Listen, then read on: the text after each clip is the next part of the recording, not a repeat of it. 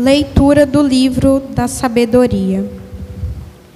Qual é o homem que pode conhecer os desígnios de Deus? Ou quem pode imaginar o desígnio do Senhor? Na verdade, os pensamentos dos mortais são tímidos e nossas reflexões incertas. Porque o corpo corrompível torna pesada a alma, e tenda de argila oprime a mente que pensa. Mal podemos conhecer o que há na terra, e com muito custo compreendemos o que está ao alcance das nossas mãos. Quem, portanto, investigará o que há nos céus? Acaso alguém teria conhecido o seu desígnio sem que lhes desse sabedoria? E do alto lhe enviastes o teu Espírito Santo? Só assim se tornaram retos os caminhos dos que estão na terra, e os homens aprenderam o que te agrada, e pela sabedoria foram salvos. Palavra do Senhor. Graças a Deus. A resposta ao salmo será: Vós fostes, ó Senhor, um refúgio para nós. Vós fostes, ó Senhor, uma luz para nós. Vós fazeis voltar ao pó todo mortal, quando dizeis: Voltai ao pó, filhos de Adão. Pois 1000 anos para vós são como ontem, qual vigília de uma noite que passou. Vós fostes, ó Senhor, um refúgio para nós. Eles passam como o sono da manhã. São iguais à erva verde pelos campos. De manhã ela floresce vicejante, mas à tarde é cortada e logo seca. Um refúgio para nós. Ensinai-nos a contar os nossos dias, e dai ao nosso coração sabedoria. Senhor, voltai-vos, até quando tardareis? Tende piedade e compaixão de vossos servos. Para nós. Saciai-nos de manhã com vosso amor, e exultaremos de alegria todo o dia. Que a bondade do Senhor e nosso Deus repouse sobre nós e nos conduza. Tornai fecundo, ó Senhor, nosso trabalho. Vós fostes, ó Senhor, um refúgio para nós. Leitura da carta de São Paulo a Filemone. Caríssimo, eu, Paulo, velho como estou, e agora também prisioneiro de Cristo Jesus, faço-te um pedido em favor do meu filho, que fiz nascer para Cristo na prisão, Onésimo. Eu o estou mandando de volta para ti. Ele é como se fosse o meu próprio coração. Gostaria de tê-lo comigo, a fim de que fosse teu representante para cuidar de mim nesta prisão, que eu devo ao Evangelho.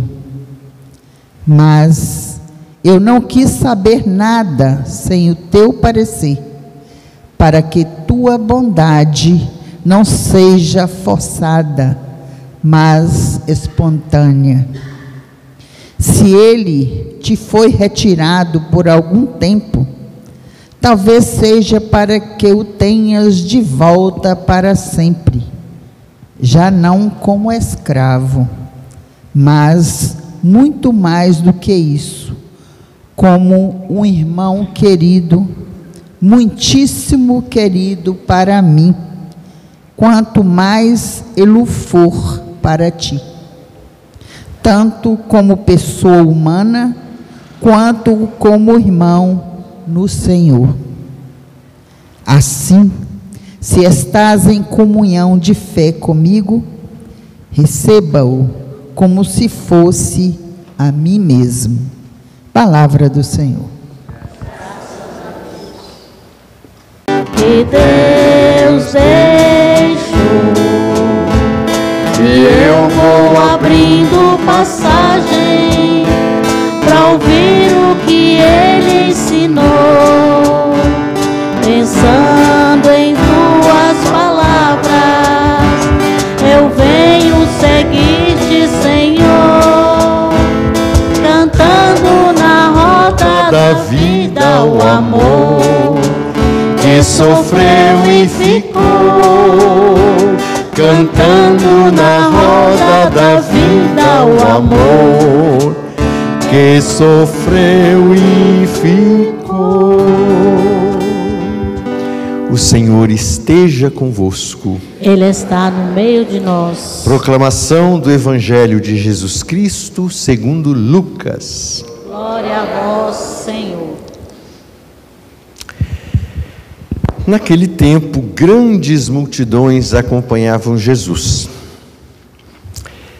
Voltando-se para elas, ele lhes disse: se alguém vem a mim, mas não se desapega de seu pai, sua mãe, sua mulher e seus filhos, seus irmãos e suas irmãs, e até da própria vida, não pode ser meu discípulo. Quem não carrega a sua cruz e não caminha atrás de mim, não pode ser meu discípulo. Com efeito, qual de vós, querendo construir uma torre, não se senta primeiro e calcula os gastos para ver se tem o suficiente para terminar?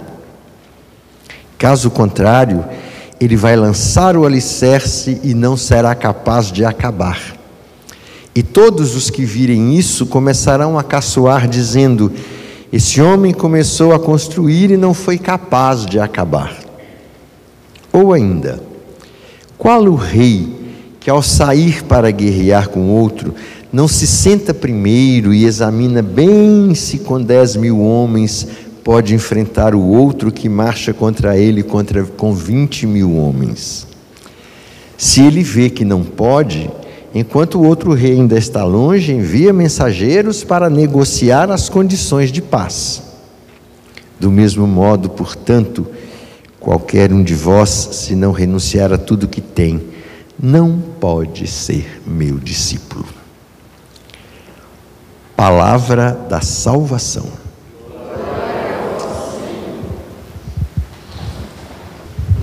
Irmãos e irmãs queridas,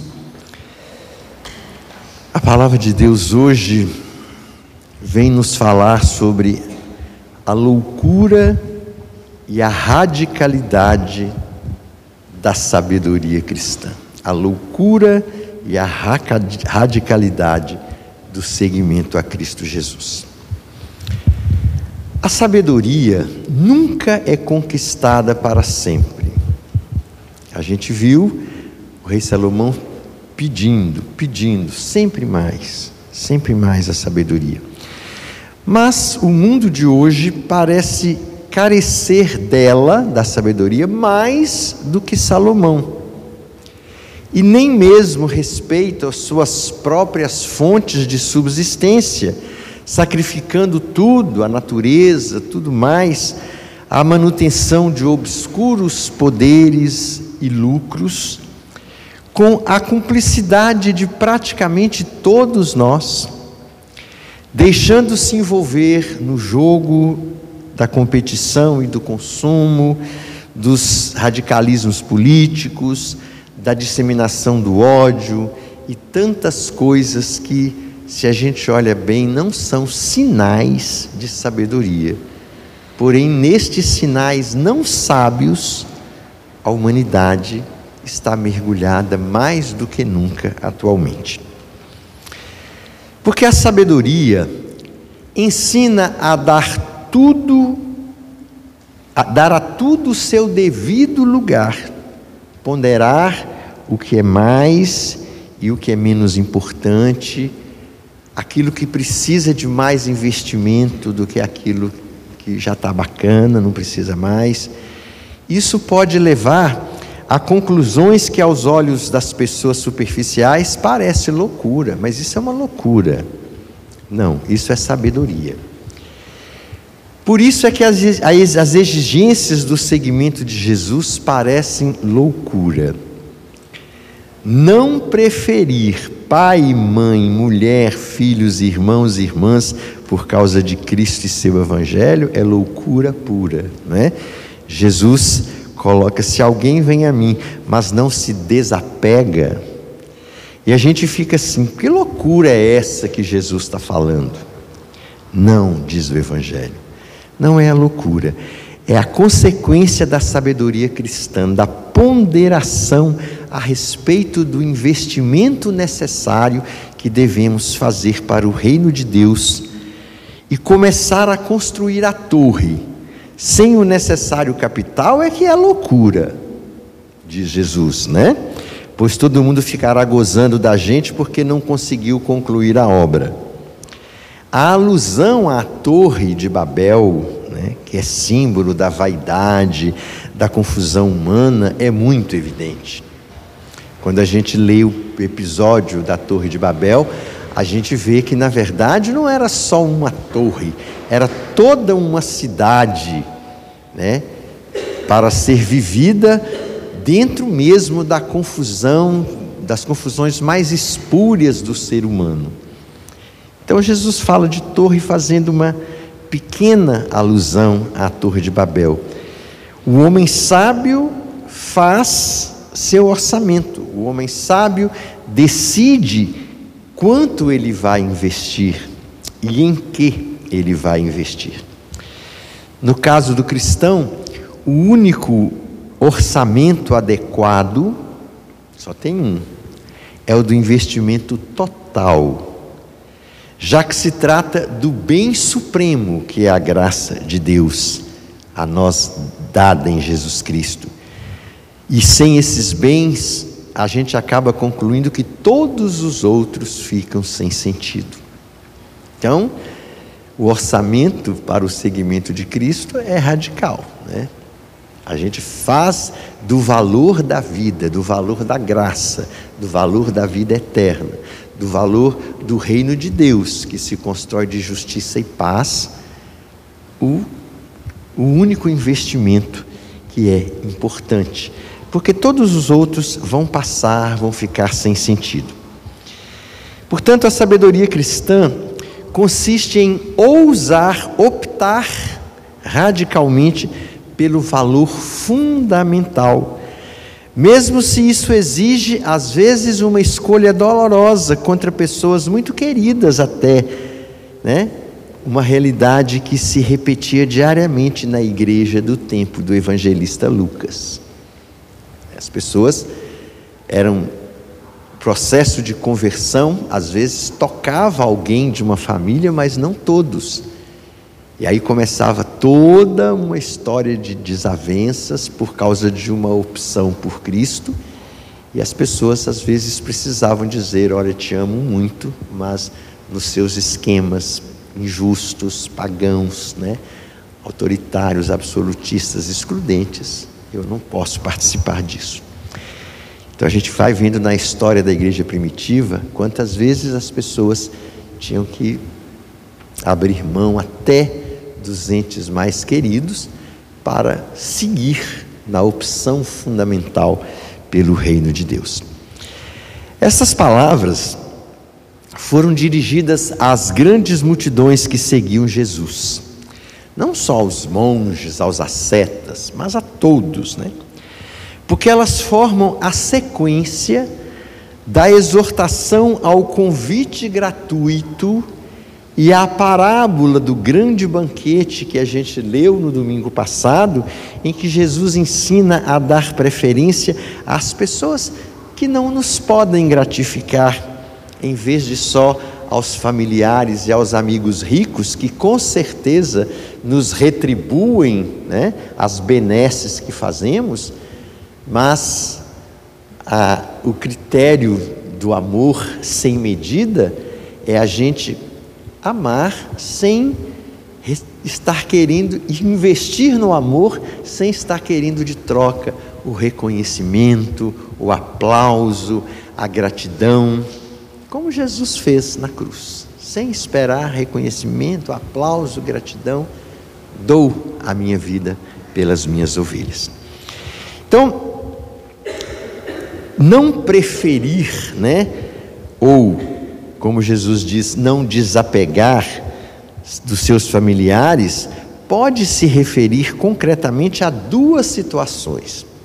Primeiro, a perseguição da igreja primitiva, que obrigava o cristão a preferir o Cristo acima dos laços de parentesco e até acima da própria vida. Quantos deram a vida, foram mártires pela causa do Evangelho, Então esta era a opção.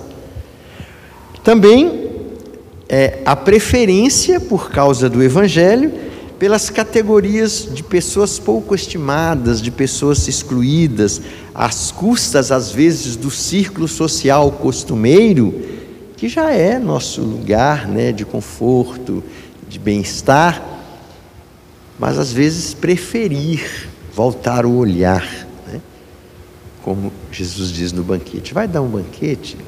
Isso, do seu círculo costumeiro já tem todo dia, mas vai dar outro? Vai lá, Estes de cá não precisam da sua mesa, eles já têm. Agora os outros que você não convida, estes precisam de sua mesa, porque eles não têm. Então é dessas coisas que Jesus fala, de opções radicais, da sabedoria cristã. Ora, às vezes se diz que é preciso ter bom senso em questões de justiça, em questões de direito, em questões de economia, em questões de política, em questões de cultura. Será que o que por aí se chama de bom senso não é, na verdade, medo? Medo de ir contra aquilo que muitas vezes o chamado bom senso faz aquietar a luta do Evangelho pelas causas verdadeiramente humanas. Então, quando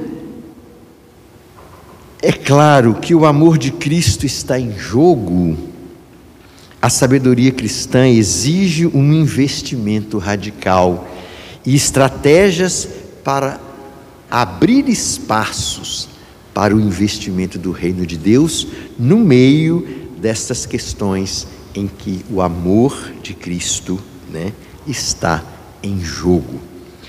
Porém, a radicalidade não é imprudência, é liberdade frente àquilo que nos pode desviar do que é prioritário.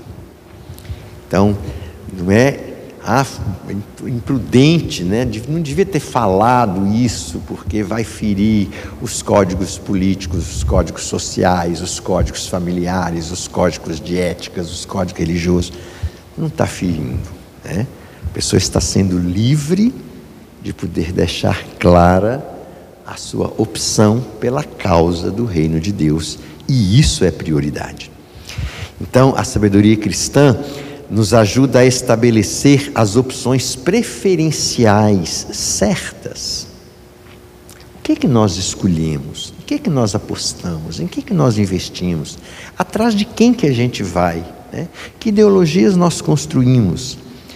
Ora, para não perder tudo, é preciso realizar estas opções sabiamente feitas, e feitas na sabedoria do Cristo Jesus. Porque só Ele pode nos dizer de fato qual é o sentido de nosso existir nesta terra. Porque a ciência não vai falar, a cultura não vai falar, a filosofia não vai falar, vão se procurar 1000 razões, que infelizmente, diante da finitude de nossa vida, a gente vai ver que tudo isso vai passar. Só existe um sentido que pode nortear a nossa escolha por Deus, por toda a eternidade. Então, o sábio cristão não é aquele sofista brilhante que explica tudo, mas que nunca se compromete com nada, o que investe tudo no que julga ser o sentido último da existência e da história, à luz da fé em Cristo Jesus, esse é o sábio, cristãomente falando.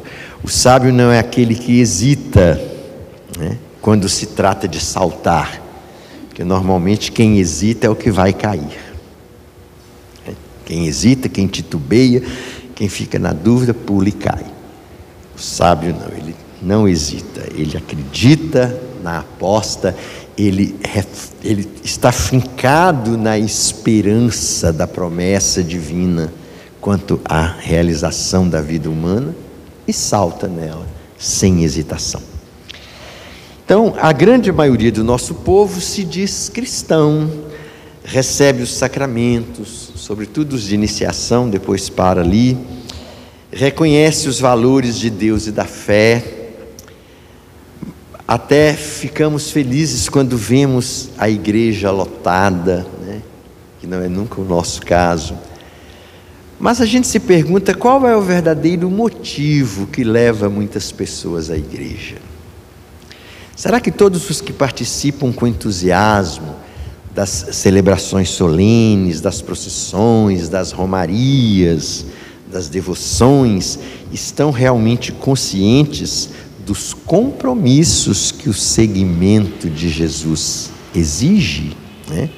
Quem não carrega a sua cruz e não caminha atrás de mim, não pode ser meu discípulo, não é? Então,